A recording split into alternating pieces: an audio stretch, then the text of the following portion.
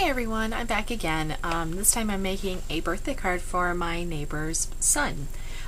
So this is going to be an easel card, and I started off with a piece of cardstock that's 4 1/4 by 8 1/2, and I scored it at 4 1/4, and now I'm going to score it again in half on one side, which I believe is 6 3/8. But I am not a mathematician, so I could be wrong. It's the same tutorial that is on Split Coast Stampers. I use the same tutorial, so just refer to that if you're not sure. So I'm using some craft cardstock here to start my base card, and then I'm going to cut a piece of 4 1/4 squared cardstock, and this is what I'm going to use to attach for the front piece of the card. I'm using the Applejack mini pack, Wee pack I think it's called, from Sassafrass, and I'm just using this patterned yellow paper, and then this paper is from Die Cuts with a View. It is just a teal, I think it's called Fun in the Sun is the name of the paper pack, and I've had that for quite a while, so I pulled it out. I thought it would be nice and cheerful. So I'm trimming that down a little bit smaller than and I just had to adjust my camera, and I have to apologize. I find that I'm a little bit out of frame, or at the very top of the frame during most of this video. I'm really sorry. I didn't realize that I was so far off center in this, so please accept my apologies if I'm not fully in frame.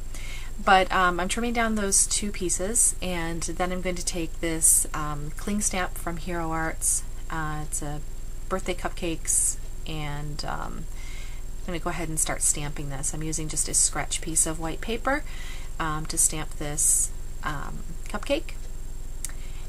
And I'm going to be doing some different techniques to it. So the first thing I'm going to do is outline this sort of grid, this gingham sort of pattern using my Stampin' Up! Markers. And I'm starting off with a red base underneath, and then just adding some red to the little loop-de-loops in the frosting.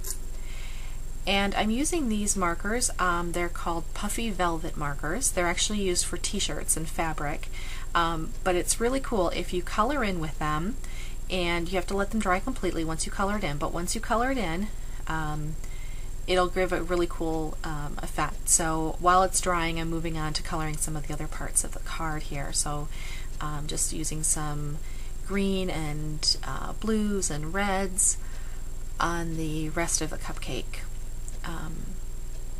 to fill it in. I want this to be kind of boyish, and since the top of the cupcakes do have hearts on them, I wanted them to be not so girly. So I'm just adhering my layers down. Again, just getting my card ready here, and I'm using my basic gray sander to sand it down, and then my Stampin' Up! Distressing tool to distress the edges a little bit. And now I'm just going to go ahead and adhere that down to the base card. Pretty straightforward. Now with these markers you have to heat set them, and then once you heat set them they start to puff up, and it's a really cool effect. I love doing this with cupcake images, and you can't really see it that well. You can kind of see a little bit of the dimension there, but the heat makes it rise and become puffy and kind of velvety in texture. So I love doing it when I'm doing images with cupcakes, because it gives that sort of three-dimensional frosting look to it. And now I'm just taking the sentiment from this set. It says, what does it say? Oh, happy birthday to you, using Versamark and then some black embossing powder to outline this. And then I'm going to brush it off and make sure that it's all cleaned up here a bit before I emboss it. But I'm going to be using some markers to color it in and just kind of highlight the sentiment here. So I'm just using a little paintbrush to go around some areas that have some extra embossing powder stuck to it. So I've gone ahead and heat set it, and then colored in those hearts with the again, that teal marker like I used on the cupcake, and then using some dimensionals to add the cupcake to the top there. Alright, And then I'm just going ahead now. I realized I cut this out, but I did add some crackle accents, some clear crackle paint to those hearts, and I was just doing a final little heat set on there just to set the cracks in there. And now I'm taking some chipboard pieces, a little arrow. I used some red chalk ink, and now I'm using some green chalk ink with this circle.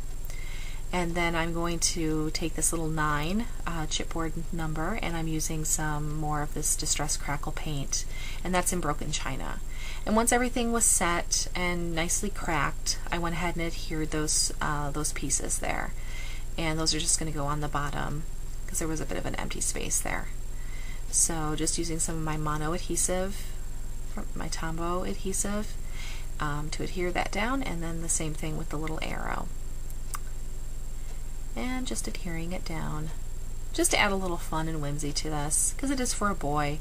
I wanted it to be pretty lighthearted. And now that I've got all of the front elements adhered, I'm going to go ahead and do a little bit of, I decided to add a little black soot distress ink on the edges of the card. So I'm just adding that in there before I adhere it down to the rest of the card. And now I'm going to go ahead and do that. So just taking some adhesive, you want a good amount of adhesive on there before to make sure that it doesn't come off at all. So I'm adding lots of adhesive. Sticky strip would be a good thing to use, or some other strong adhesive. I just happened to use lots and lots from my tape runner. And it was pretty well secured once I was done. Now with an easel card, you need something to help it stay up once you open up the card. And I decided to use some of this baker's twine. I didn't really want to use a punch, and and I was also going to use this. The main part of the inside is going to be used to hold a gift card. So I'm just adding some of this little baker's twine here, trimming it off. And that pretty much finishes the card. So you can kind of see how it pops up there. There you go. And that's the card. I hope you like it, and I'll talk to you soon.